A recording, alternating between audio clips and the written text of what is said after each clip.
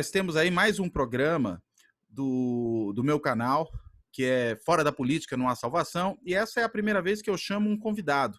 E esse convidado é um velho amigo meu, né, mais amigo do que velho, corintiano como eu, também cientista político, professor do INSPER, o Carlos Mello. Bem-vindo, Carlos. Ô, Cláudio, um grande prazer estar no seu canal. Acho uma ideia fantástica, interessantíssima. Eu tenho uma coisa lá no YouTube que eu preciso assimilar ainda. Me deu uma vontade danada de te copiar, viu? Mas dia menos dia eu faço isso, mas acho uma baita de uma ideia. Você é um cara super corajoso, coloca a cara mesmo, dá a sua opinião. E, enfim, e como eu tenho os mesmos defeitos que você, corintiano, cientista político, essa coisa toda, daqui a pouco eu estou fazendo igual também. Tá certo. Carlão, acho que a gente podia conversar um pouco hoje, partindo daí das pesquisas, né? Da pesquisa da XP, que saiu um pouco mais cedo, e logo depois o Datafolha, avaliando o governo Bolsonaro e falando do Ministério da Saúde, né? E da avaliação também do Ministro da Saúde. O que você achou aí das pesquisas? Olha, cara, primeiro é o seguinte, tem duas coisas que me parece que são os fatos da pesquisa, né? O primeiro fato é que o Mandetta é indemissível, né? O Bolsonaro deu um tiro no pé, ele só reforçou o Mandetta, né? Naquela entrevista que ele dá para a Jovem Pan, né? Você está pensando? Eu acho que ao longo do tempo ele vem fazendo isso, Uhum. ele vem externando um certo ciúme, um certo melindre em relação ao Mandetta, né? O Mandetta, na semana passada, até vacilou um pouquinho, começou a ir ali para a coisa do Bolsonaro, cumprindo ali um pouco os gostos do chefe, deu uma porrada na imprensa, tal, mas depois ele voltou para o eixo que ele estava, não é? Aliás, há muito tempo, na participação que eu tenho num programa na CBN todos os sábados, eu venho dizendo, olha, ministro, desde janeiro, o ministro Mandetta vem se comunicando muito bem, vem falando muito bem, vem se colocando de uma forma muito séria nesse processo todo, e ele precisa ser reconhecido. Uhum. Então, ele vinha nessa toada, ele destoou um pouco por pressão do presidente, começou a ser criticado pelos secretários de saúde do Brasil inteiro, e depois voltou para o caminho que ele estava.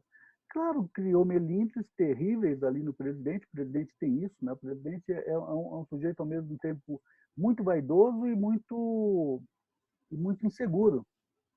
Então ele começou a fazer o que ele faz normalmente com os ministros que se destacam um pouco mais. Ele tem uma grande necessidade de dizer que é ele que manda, né? Uhum. Ao invés de aproveitar a dinâmica do ministro, ao invés de enfim, potencializar o seu governo com ministros que eventualmente estejam bem, ele segura, é a personalidade dele. Então, eu acho que um dos fatos da pesquisa foi a disparada que o Mandetta deu, e veja, cara, é mais do que o dobro do presidente da República.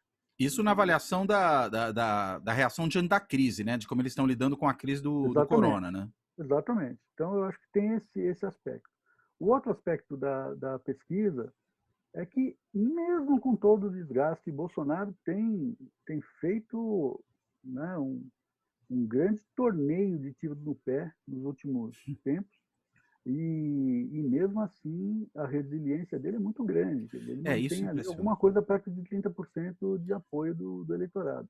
Na pesquisa da XP, eu estava olhando aqui os dados, né? É interessante que ele tem o pior resultado histórico dessa pesquisa, né? Se a gente considerar aí desde o começo do governo, ele atinge o nível mais alto de ruim e péssimo, que é de 42%. Ele chegou a ter 41% lá em setembro do ano passado, mas foi praticamente um repique estatístico aí, porque depois ele ficou sempre oscilando em torno de um número um pouquinho mais baixo do que esse. E o ótimo e bom dele na pesquisa do IPESP e XP, ela caiu bastante também, né? Ele bate em 28 e aí é o menor número de qualquer maneira, né? Agora vamos considerar, né? 1 ano de governo. Pois Agora é. 1 ano e 5 meses. Sim. Mesmo para 1 4, ano de né? governo... Nem 5. 4 meses. Mesmo para 1 ano de governo, ao longo do ano, de 2019, ele começa com toda aquela expectativa que o brasileiro sempre tem de um novo governo, etc., aquela boa vontade danada, dessa vez vai e tal, mas ele rapidamente fica abaixo, ele fica abaixo. O Estadão tem um serviço muito interessante no site do Estadão, depois eu posso te passar o link, em que você vai lá e compara. Compara com o Collor, compara com o Uhum. Lula, compara com o Fernando Henrique, compara com a Dilma. É do Estadão Dados, né? Estadão Dados. Que, aliás, é interessantíssimo Uhum. para o pessoal da nossa área. Né? Quer dizer, o Estadão, há anos, faz um trabalho muito interessante. O Daniel, primeiro era o O Toledo, né? No começo. Toledo, e também tem Que o está Daniel na Piauí hoje. Brancati. Daniel Brancati, Brancati. um trabalho interessantíssimo há muito tempo, tentando colher dados, mostrando as votações ali, etc. Tal. Acabou com a vida de muito cientista político que vivia só de colher dados, não é? Porque Pois agora não é. precisa mais daquele trabalho de ficar colhendo dados, tabulando dados, etc. Uma coisa chata pra caramba. Eles acabaram com isso, mas deram um salto em termos de informação e de capacidade de análise. Né? Então, o Estadão tem um trabalho muito legal com relação a isso. Então, se você comparar o Bolsonaro com os outros presidentes, para o primeiro ano, ele se equipara ao Collor. Uhum. Vai fazer, bom, primeiro o Collor é de mau agouro, né? Porque sofreu um impeachment, Não terminou bem, né? não terminou bem. E segundo, porque o Collor, ele começa o primeiro ano dele, é inesquecível, portanto todo mundo há de lembrar que tem idade para isso, ele começa com o sequestro das poupanças, né? Dos ativos ali e tal. Ele, né? Morde o dinheiro de todo mundo, né? Com o plano Collor. Então, um desgaste muito grande, ter uma intervenção no domínio econômico extraordinária. E veja, o Bolsonaro que não fez nada disso. Né?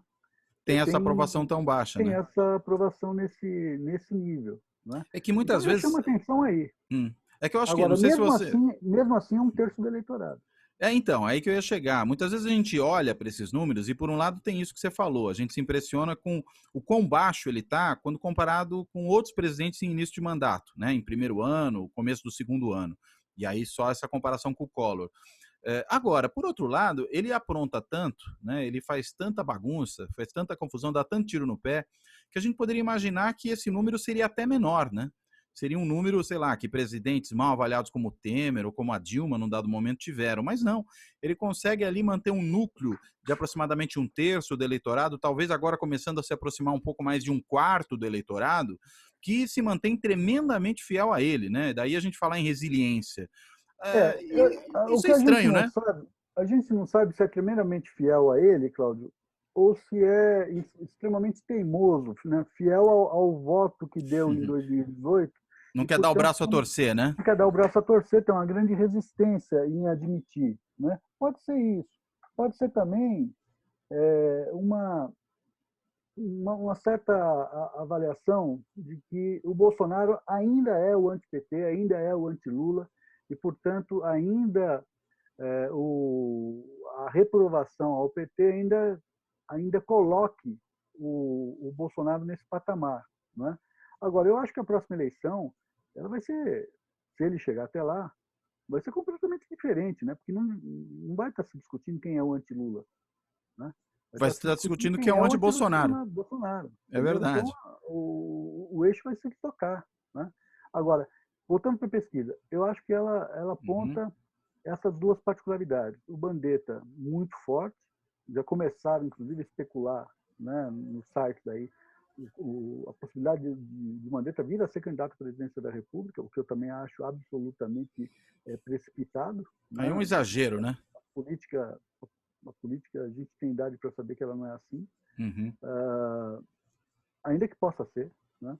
Claro. E a outra questão é essa, ele ainda tem, depois desse festival de tiros no pé, né? Nunca vi isso, né? Olha, cara, que eu já tenho um bom tempo de acompanhar em vida, né? Esses presidentes no Brasil, e a gente tem a história, né? não tem história. Então a gente acompanha ali os presidentes anteriores a nós, nosso nascimento e tal. Eu desconheço alguém que tenha se esmerado tanto, né, em acabar com o seu capital político. Mas eu não sei se você faz uma leitura que eu tenho feito, que é a seguinte. Acho que muitas vezes se compara o Bolsonaro ao PT, né? Eu acho que é uma comparação problemática, porque embora eles tenham de fato antagonizado no segundo turno das eleições do ano passado, o Bolsonaro tem inclusive se construído como um anti-Lula, como um anti-PT, eu não entendo que eles possam ser exatamente comparados, né? E por quê? Porque é uma polarização assimétrica, né? O PT não é um partido extremista, nem o Lula é um político extremista, e o Bolsonaro claramente é um político de extrema direita. Só que eles têm talvez uma característica que, desse ponto de vista, é comum aos dois. Qual é? Eles têm um certo número de seguidores que se apega a essa liderança ou essa corrente política por razões mais profundas, mais ideológicas, né? É menos É, uma questão de uma avaliação de governo do que propriamente de adesão a um certo tipo de agenda, a um certo tipo de valores, né? quase que uma adesão religiosa, quase que uma seita Uhum, em alguns sentidos. Agora, é injusto porque, bom, o PT merece várias críticas, cometeu uma série de erros, né? Eu tenho, junto com um parceiro do Estadão, o Ricardo Galhardo, a gente está elaborando aí um projeto para levantar os erros políticos da Dilma, porque todo mundo fala dos erros econômicos, mas os erros políticos uhum, foram vários também, né? sim, Bom, mas a parte disso, o PT merece críticas e tudo mais, mas o PT, de uma forma ou de outra, ele está no campo democrático, sim. né? Embora tenha gente que goste de apontar o contrário, né? Ah, mas o PT também queria controlar a imprensa, o PT apoiou as ditaduras da Venezuela, de Cuba. Eu creio que, na realidade, a gente está falando de coisas muito diferentes, né? Porque é bem Eu distinto acho, o comportamento do Bolsonaro em governo dentro do Brasil em relação aos outros poderes, aos governadores, às instituições, e a forma, inclusive, como ele trata os jornalistas até veja, todo dia ali, e do o que o PT PT, o fazia, PT né? ficou 13 anos no governo e ainda que quisesse, de alguma forma, ter algum tipo de controle sobre a mídia, que eu acho que foi uma bobagem, foi uma coisa corporativista terrível ali, não conseguiu, né? Eu acho que nem Quis, tentou a quis, mas sério, não né, fez. Carlos? E acho que nem tentou a sério, entendeu?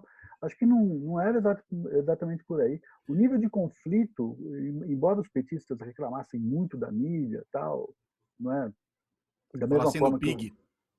exatamente o tal do PIG, né?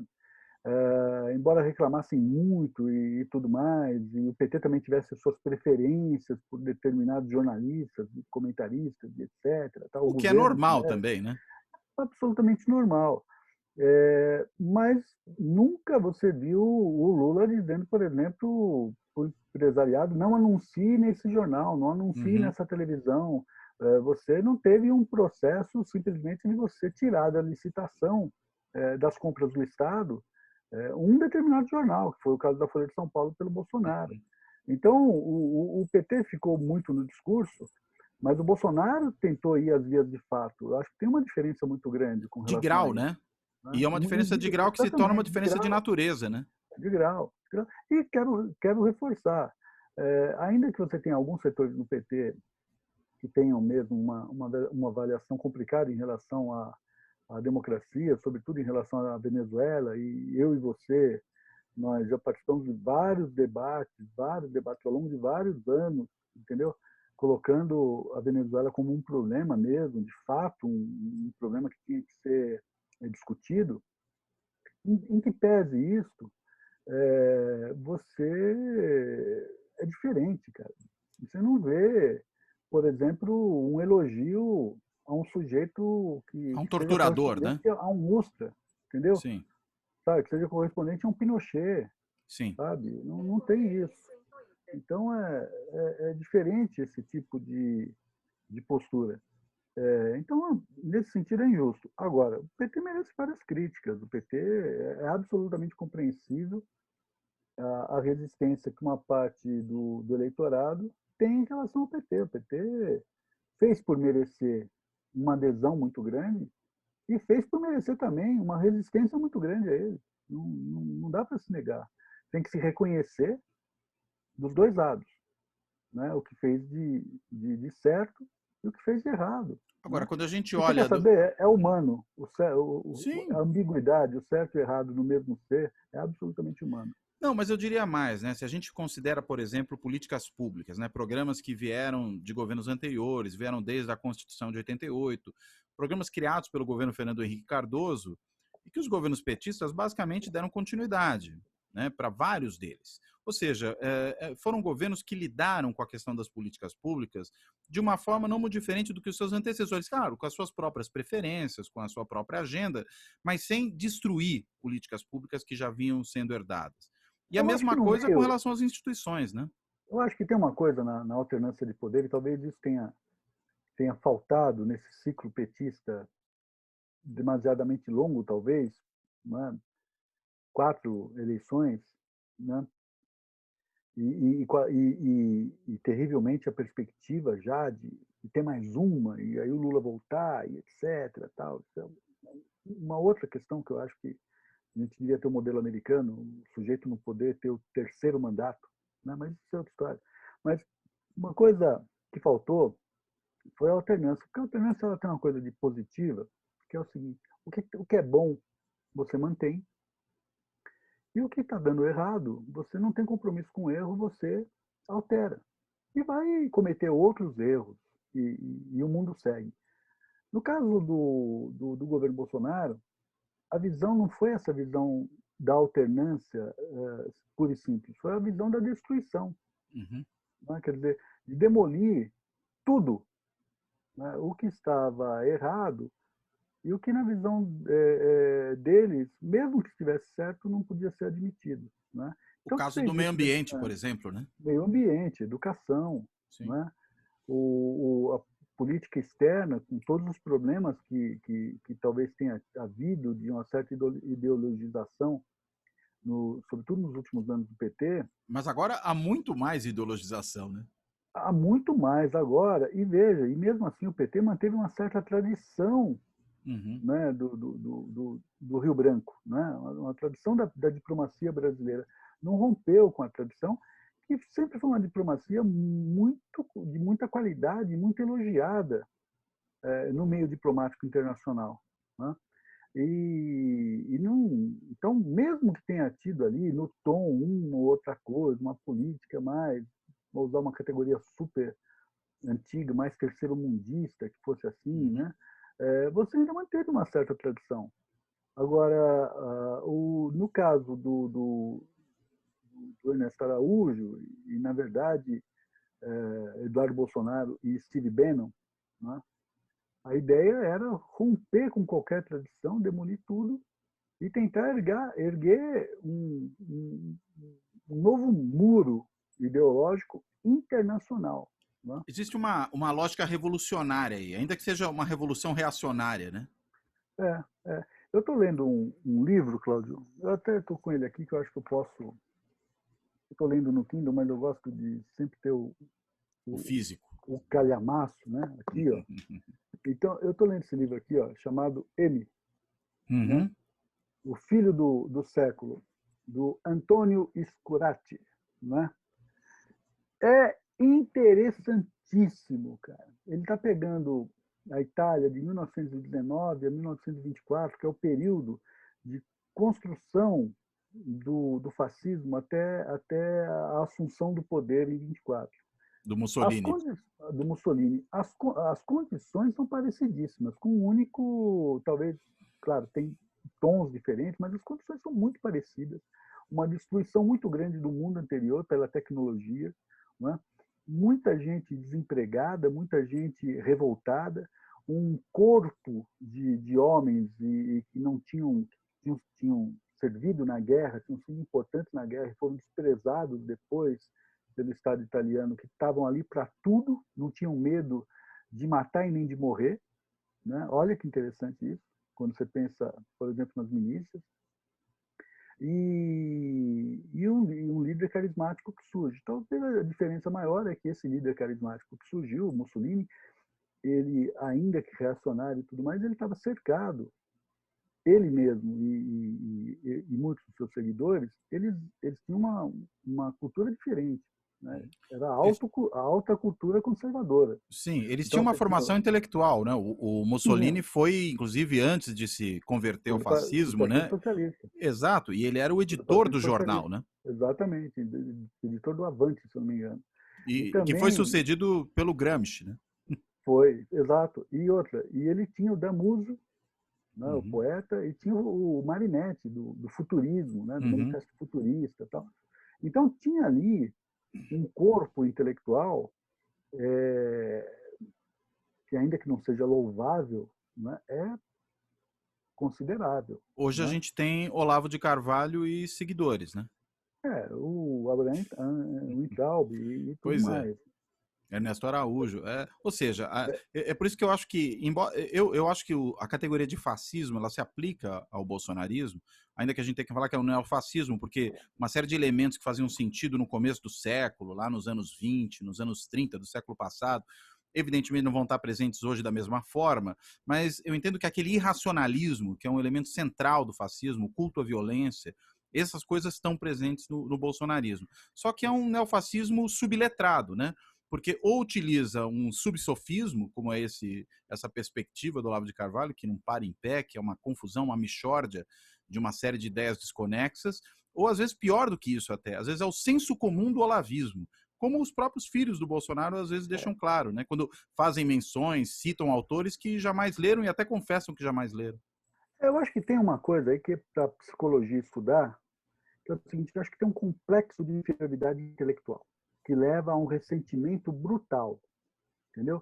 O próprio Eu Olavo de acho que Carvalho tem isso, né? todos eles, até é compreensível, né? A esquerda, intelectuais de esquerda tem ali um jeitão de professores de Deus, né? Entendeu? Não gostam muito, são arrogantes. Dizem, inclusive, que o Trotsky, quem contou isso foi o Paulo Francis, uma vez num folhetim comemorativo da Revolução Russa. Ele conta, o Paulo Francis, que foi um trotskista, estudioso desse negócio, ele conta que o Trotsky, nas reuniões do Politburo, ele fazia grandes explanações, grandes apresentações, e a hora que ele terminava, ele perguntava para o Stalin, entendeu o Stalin? Porque se o Stalin tivesse entendido, Qualquer todos um teriam teria entendido, entendido. qualquer um teria entendido. Bom, o resultado, ele morreu com a picareta nas costas a mando do Stalin. Né, É. o ressentimento é terrível. Né? Então, eu acho que tem um ressentimento muito grande contra essas coisas todas, enfim, por coincidência, estamos os dois aqui conversando um com o outro à distância, você na sua casa, eu na minha casa, e estamos cercados de livros. Uhum. Né? Esse universo é um universo mal visto, é Fahrenheit 451, é isso, Sim. né? É isso, é esse universo, é essa distopia. Mas eu acho que é uma atmosfera muito parecida. Agora, eu acho que também o mundo é outro, eu acho que a conexão que as pessoas têm hoje é muito mais ativa. Veja, praticar censura hoje é uma coisa muito mais difícil. Há brechas, e brechas não, né? Na verdade, verdadeiros rombos, né? Que não haviam há um século, e então não dá para comparar sobre esse aspecto. Agora, o sentido do ressentimento, né? Tanto o ressentimento por conta da questão econômica, de pessoas que vão perdendo as suas profissões, vão perdendo os seus empregos e a sua expectativa de vida econômica útil, isso é muito parecido. E esse desalento era presente lá e é presente aqui também. Então, enfim, você tem um zeitgeist, né, Uhum. que De é ressentidos, relativamente né? parecido. Né? E é interessante, né? Porque nas origens do fascismo, seja nas suas várias versões, o ressentimento é um elemento central, né? Isso já foi apontado por uma série de estudiosos aí do tema, e a gente vê isso aqui de novo. E algumas figuras do governo, em particular, ou que ficam no seu entorno, são muito claramente figuras marcadas pelo ressentimento. Não só esses que nós mencionamos, né? O Olavo de Carvalho, nunca aceito na academia, e nem teria como ser aceito mesmo. Mas, por exemplo, acho que um caso talvez mais chamativo no período recente é o ex-secretário de Cultura, né, o Roberto Alvim, que gravou aquele vídeo fatídico lá, emulando Goebbels, e que era tremendamente ressentido com a classe artística que o havia abandonado quando ele começou a assumir posições à direita, né? E aí vai mais ainda para a direita, ao ponto de começar a utilizar, inclusive, um discurso nazista, embarca no bolsonarismo e chega ao ponto que nós vimos. Ou seja, o ressentimento, me parece, ele é talvez um dos elementos marcantes, um dos elementos distintivos e até explicativos, né, da ascensão do bolsonarismo no país. E a gente tem que ter claro, para a gente não perder também a esperança e a perspectiva histórica, que a eleição, como toda eleição, como todo o personagem histórico e tal, ela se dá pelas circunstâncias, né? Uhum. Então você tem o desmoronamento do partido que era referência, que era o PT, né? Ocorreu isso. O centro tentou se organizar no governo Temer, mas o centro virou centrão e ficou muito identificado com sua ideologia, né? Sobretudo aquela cena de corridinha com mala, aquela coisa toda, etc. Tal. O Alckmin pagou um preço muito alto por causa disso. Pode fazer a crítica que quiser ao Geraldo Alckmin, mas o Geraldo Alckmin é um personagem honesto, né? Um personagem sério, mas pagou um preço muito grande por ser o candidato desse setor. A esquerda se fragmentou, o Lula preso, erros terríveis de encaminhamento do PT e a facada que dramatizou o processo todo e o Martirizou, antipetismo inclusive, o Bolsonaro, né? martirizou o Bolsonaro e o Bolsonaro ganha a eleição. Agora, isso é diferente de ganhar a hegemonia política. Sim. Né? Mas talvez isso dê uma sobrevivência ao bolsonarismo, ou pelo menos essa lógica de extrema-direita maior do que a gente poderia imaginar tempos atrás, né? Eu acho o seguinte, cara, eu escrevi um artigo que foi publicado pela Companhia das Letras, uma coletânea chamada Democracia em Crise, ponto de interrogação, como dizia o Avalone. Né? E eu dizia o seguinte, olha, sobre vários aspectos, não há novidade. Uma direita reacionária no Brasil já há muito tempo existe. Né?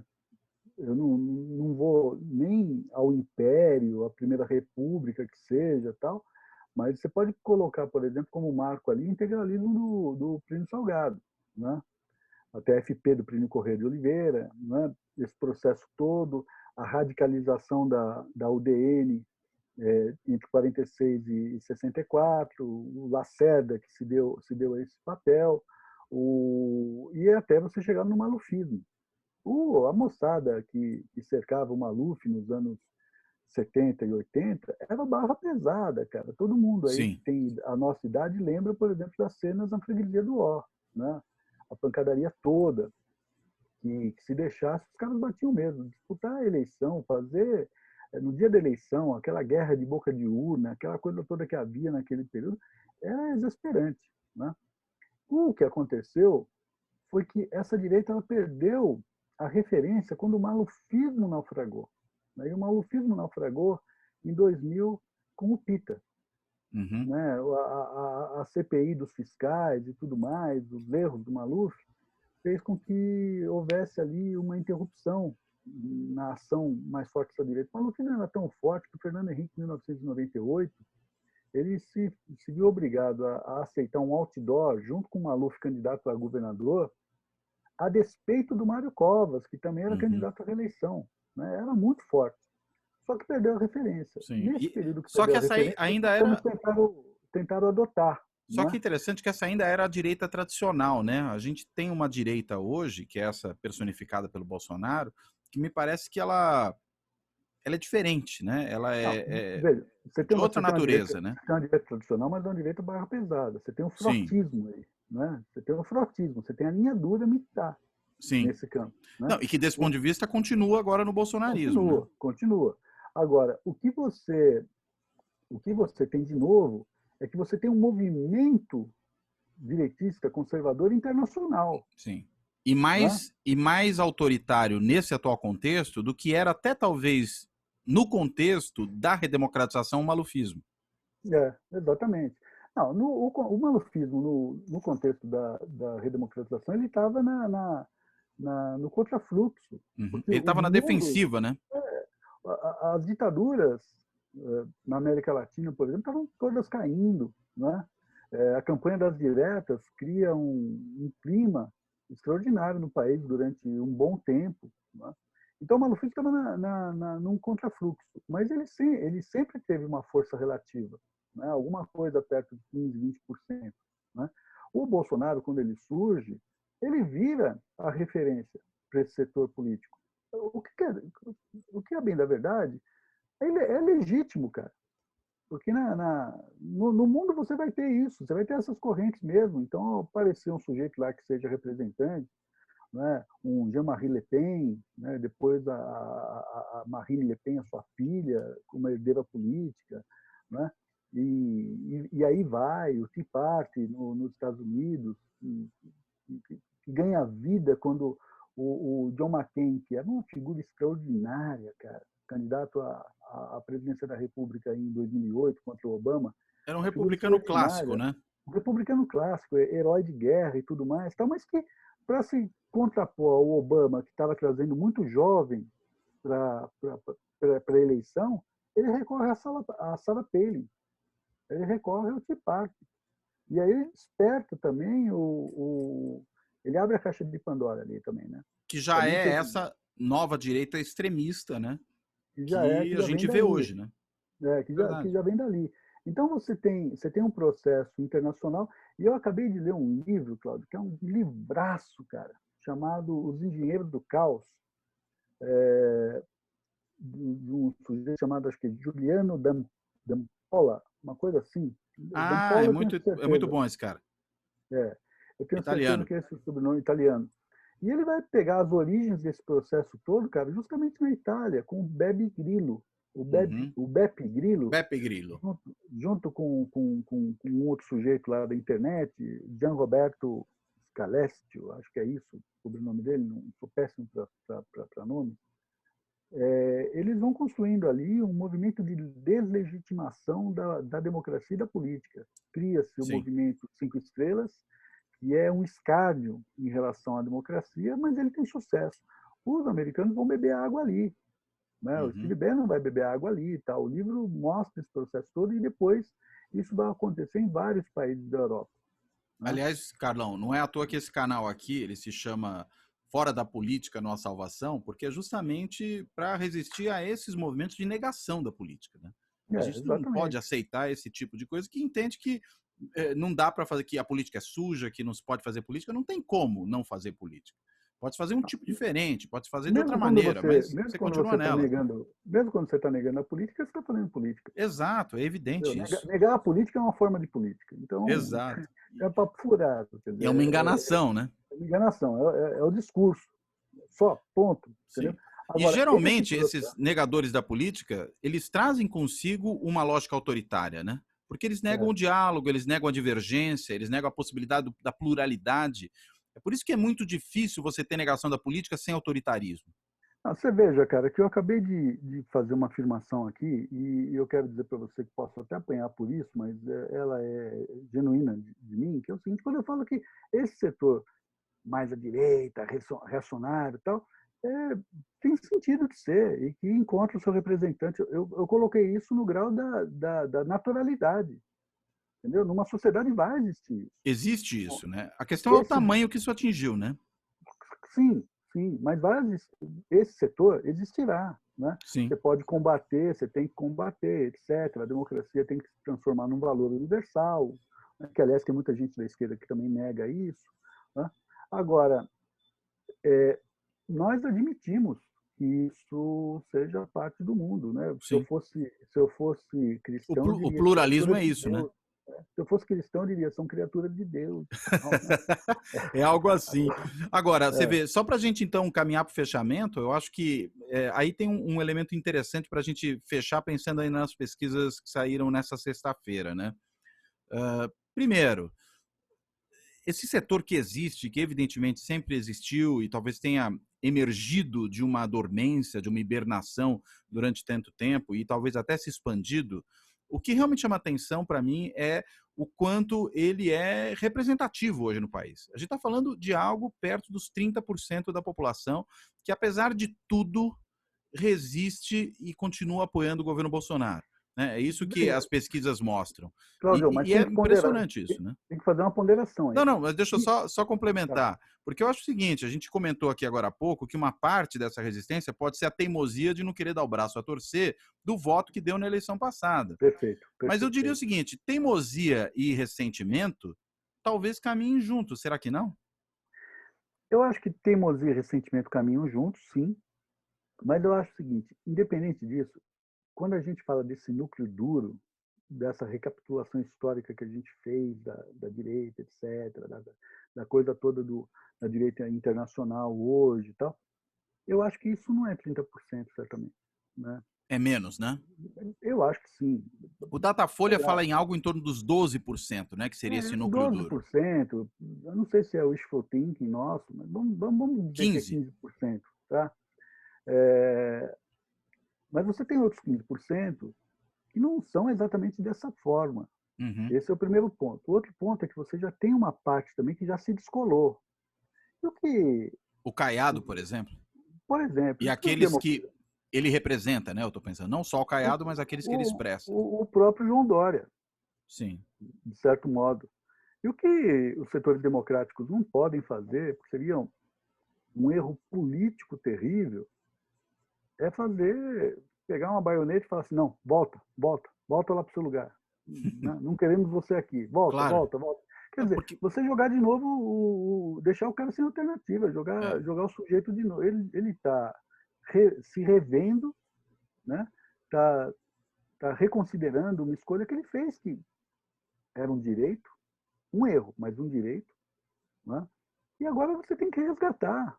A boa política vai trabalhar para resgatar, né, esses setores para uma posição democrática. E eu... não simplesmente começar a xingar o cara. Cada vez que um sujeito Sim. desse se arrepende, você entra nas redes sociais aí da esquerda, você vê E os caras espezinha xingando, o cara, né? espezinhando o cara. Quer dizer, é uma burrice. Né? Não se pode espezinhar de forma alguma, né? Porque senão você afasta e você reforça o ressentimento, né? Acho que esse é um dos grandes problemas aí, né? Agora, eu acho que realmente é uma situação que veio para ficar, e mais, eu acho que é uma situação que nos ensina, né? Todas as desgraças, né, que os regimes fascistas produziram, que os governos fascistas produziram, felizmente nós não temos um regime, embora acho que nós tenhamos um presidente fascista, eles produzem aprendizados, né? Produzem arrependimento, produzem aprendizado, e muitas vezes, para uma grande parcela da população, que espero seja majoritária, a expectativa de não repetir aqueles mesmos erros. Né? Talvez a gente, eventualmente, tivesse de alguma forma que passar por essa situação para que houvesse clareza dentro do país a respeito do risco, né, que um governo dessa natureza, que um presidente dessa natureza, profundamente racionalista, violento, cultor da violência, cultor do autoritarismo, cultor da tortura, né, o que ele significaria, né? Seria muito complicado imaginar que alguém assim viria para resolver todos os nossos problemas, curar a corrupção, né? E até para usar uma última imagem em relação a isso, e aí te devolvo a palavra, veja, eu sempre falava, mas votaram no Bolsonaro porque não queriam mais corruptos, né? Eu falei, olha, votar num fascista para evitar a corrupção é mais ou menos como dizer o seguinte, olha, entre o furto e o homicídio, eu opto pelo homicídio. Porque o É, fascismo é isso, né? eu vi, você colocou isso numa das suas redes sociais, eu achei interessantíssimo. Agora, mesmo aí tem que ponderar, porque rachadinha não é sinal de honestidade. De modo algum, porque além de tudo é Come, falso isso, né? começar, para Além de tudo começar, é falso, é uma né? falsa troca. Essa relação com as milícias, essa coisa mal explicada em torno ali, né, mais uma vez do Queiroz também, né, essa coisa de ficar condecorando personagens que depois, pode ser até que depois seriam milicianos, mas Milicianos. milicianos, pode ser até depois, não tem, mas enfim, estão envolvidos. Isso tudo é muito mal contado. Eu Claro. não sei se dá para dizer contra a corrupção. Talvez tenha se optado por outra forma de crime, né? mas Sim. não exatamente contra a corrupção. Eu acho que muita gente talvez tenha até acreditado que seria um voto contra a corrupção. Mas, na realidade, quando você para lutar contra a corrupção, você incorre em outros tipos de crimes inclusive contra a humanidade, que são até mais graves do que a corrupção, é muito pior, né? Eu acho que essa foi a escolha ruim e é daí que eu imagino, espero, inclusive, que haja um aprendizado agora. Né? Mas eu acho que é o seguinte, tem uma coisa que a gente fica labutando, né? Discutindo, a imprensa chama para conversar e etc. Participamos de programas e tudo mais. Tem uma coisa que me deixa absolutamente contrariado, é quando o sujeito fala assim, mas na época do Lula... Bom, digamos que a pessoa tenha razão. Né? Por que um erro pode justificar o outro? Né? Quer dizer, não faz sentido isso, não faz sentido. Sim, então, é uma falácia. Eu acho que a gente tem aqui um desafio, que é o seguinte, vamos resgatar as pessoas para a democracia, vamos resgatar para a racionalidade, eu diria mais, para o iluminismo até, porque eu acho que se perdeu também. Sim, mas eu acho que é isso mesmo. Né? Vamos resgatar para isso e vamos tentar organizar de novo, vamos tentar fazer reformas institucionais importantes aí, né? Eu acho que no sistema político muita coisa precisa ser repensada, e, enfim, eu acho que existe uma modernidade que precisa ser incorporada também, mas vamos resgatar, não vamos simplesmente pegar esse 1/3 e vamos, né, torná-los proscritos. Claro, não, nem pode. Eles precisam fazer parte da democracia, né? Eu acho que a questão é aprender com a situação, né? Até porque são tão legítimos quanto qualquer um de nós. Sem dúvida nenhuma. Do ponto de vista da formalidade democrática, são tão legítimos. É um homem e um voto. Né? O problema Mas talvez... Eu acho que tem que se discutir racionalmente. Não, eu acho que o problema é fazer esse que eu acho que aí é menos que 1/3, mas essa parcela entender que não só eles têm a mesma legitimidade que todos os outros, mas eles precisam reconhecer isso, que os outros também têm a legitimidade, porque às vezes é uma parcela que inclusive nega a legitimidade aos demais, né? Quando você eu acho que... não aceita que os outros possam defender seus pontos de vista, possam ter posições divergentes, né? É a negação do pluralismo que é inerente à democracia. Não, e uma coisa, né, que isso aí todo político ganha eleição faz, né? Achar que ele, em qualquer situação, ele fala em nome do povo. Só ele fala em nome do povo. 57 milhões de votos, mesmo assim, você está vivendo num país de 210 milhões de pessoas. Sim. Eram 147 milhões de eleitores. E aqueles, da maioria. E aqueles 57 milhões não te dão um cheque em branco, né? Não. E eles são voláteis, eles podem mudar de ideia. Então, essa história de falar que fala em nome do povo, e a esquerda também faz isso regularmente, que não considera a diversidade, que opera dentro do módulo nós contra eles, etc. Tal. Eu acho que não importa de que lado que você faça isso tem inspiração fascista. Né? Eu acho que temos que olhar para a sociedade como algo plural, né? E administrar a partir daí, né? A poliarquia do Dow, entendeu? E começar a considerar esses ciclos todos que existem na sociedade. Tá ótimo. Bem, Carlão, acho que deu aqui o nosso tempo, né? Senão também o pessoal que vai assistir o nosso vídeo aqui vai se cansar. Eu quero te agradecer quem não muito. Se cansou e não foi embora, né, Cláudio? Também espero que tenham ficado até agora, né? É um papo chato pra cacete, né, cara? Você ficar só maluco mesmo. Né? Para quem não sabe, nós estamos gravando esse nosso papo na sexta-feira, às 8h da noite. Mas você pensou em sair hoje? Não pensei em sair hoje, mas eu pensei aqui várias vezes em abrir uma garrafa de vinho e ficar tomando vinho e conversando com você. Tá certo. Carlão, muito obrigado. Eu quero agradecer aí ao Carlos Mello, meu grande amigo, professor do INSPER, cientista político. E esse aqui é o primeiro de vários que nós queremos fazer juntos aqui. Já combinamos de fazer vários desses programas conjuntamente, né? E também quero fazer alguns outros programas sempre com algum convidado, com algum amigo, algum colega que possa discutir também questões interessantes. É isso que acho que vai tornar esse canal mais legal, mais interessante para todo mundo. Obrigado, Carlão. Cláudio, longa vida a você, ao seu canal e a todos nós. Tá Valeu. Um abraço. Legal, cara. Outro.